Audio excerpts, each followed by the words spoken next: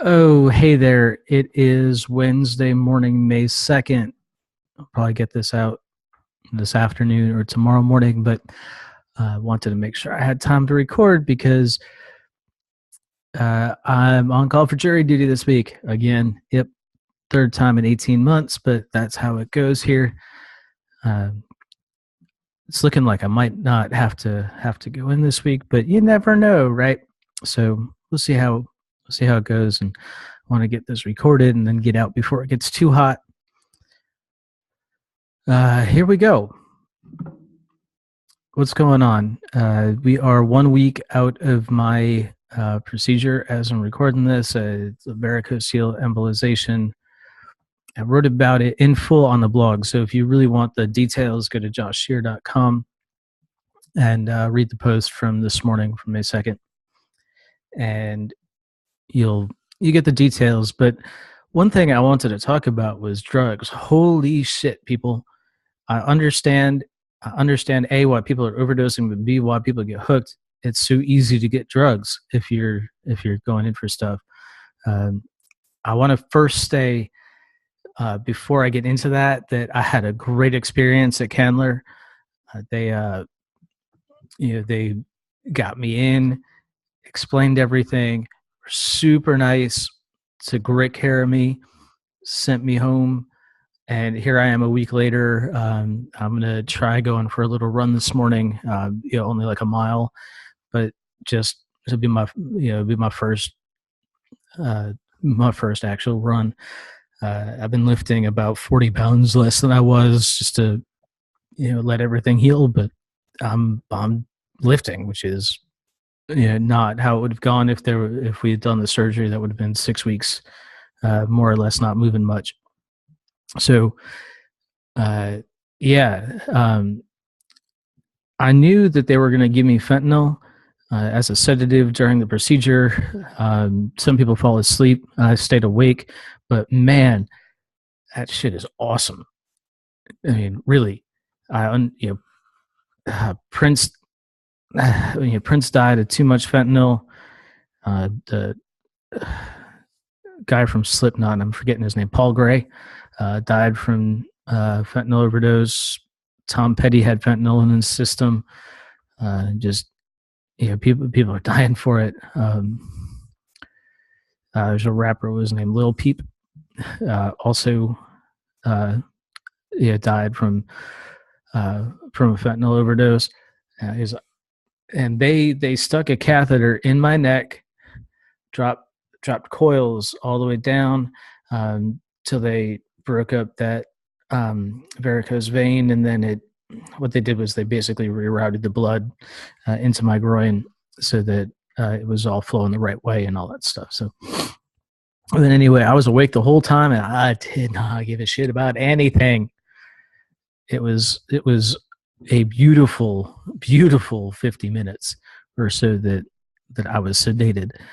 But they wanted to give me Xanax before sedating me. Like, apparently the 50-yard walk to the it wasn't even a walk for me. I was lying in the bed looking up at the ceiling, having somebody push me along. But apparently the ride over to the operating room and the little prep you got to do, the moving yourself from the cot to the operating table, and then the little bit they need you conscious for, or need you awake for. I guess I wasn't unconscious. I was just the little bit they need you awake for stresses people out. I'm just like, you got to put a tent over my face. You got to put a tent over my face. Whatever you got to do. Okay, you're gonna put the drip in my arm. Okay, you're gonna put the drip. Whoa. Yeah.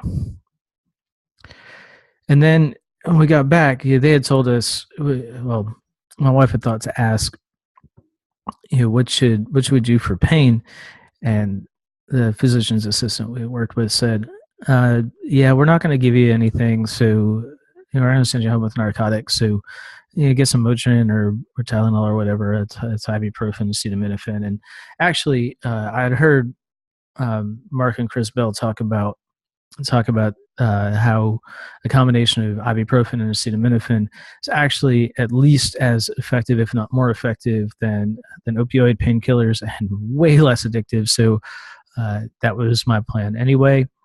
I got some extra strength. I have 500 milligram pills of both acetaminophen and ibuprofen, and they sent me home with a prescription for Percocet. And I don't know. I had no interest. I know that codeine makes me vomit, and that it also bothers my mother, and Percocet bothers my mother, so it might bother my stomach. And I'm clearly, from my reaction from fentanyl, I'm one of those people who might say, "Oh, this is wonderful," if it doesn't make me sick, and I could become a problem for a little while. So I decided not to take any. The first night, this is Wednesday night, I took 500 milligrams of ibuprofen, 500 milligrams of acetaminophen before I went to bed. I didn't take anything during the day. I woke up the next morning, took it again. Took another dose Thursday night before I went to bed. And I think I took a dose Saturday night before I went to bed. Friday, I sat in my kitchen chairs, which, just regular wooden kitchen chairs. That wound up being a mistake. I sat there too long without a pillow. And then Saturday, I was working all day, and I was trying to find a comfortable position on the couch, and it didn't really work. But excuse me, I am not going to go through and try to delete that cough, so I apologize. Let's just stay in it. Trying to find a comfy position on the couch just didn't work for me. So I was in a little pain on Saturday, but by Monday this week, 2 days ago from this recording, 2 or 3 days ago, when this gets released, I guess, I was up, I was walking, took the dog for a nice long walk, and then I went downtown and walked by myself for a couple hours and felt really good. Tuesday, I hit the gym, some light cardio on the elliptical, got my, sweating for the first time in a week, and lifted very light the first time. And I'm going to try to get out there for, like I said, about a mile run, and maybe some lifting. The gym's about a mile away, so I'm gonna try to hit that. Run over there, lift a little bit, walk home, or run home if I'm feeling good. But I'm not gonna be expecting to feel good. What we got coming up? I'm gonna skip news. I don't think there's a lot of nothing in the news really I want to talk about, which feels good. That we're kind of getting along a little bit, and nobody's not a lot of people killing other people, at least here in the U.S. Bombings overseas, but that's how Afghanistan's been going the last 20 years or so.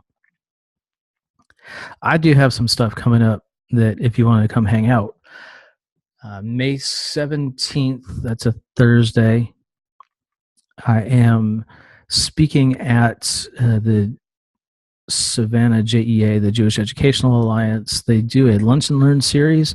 We threw a silly title on there like Recognizing Your Greatness or something, or Propelling Ourselves to Greatness. But it's really going to be a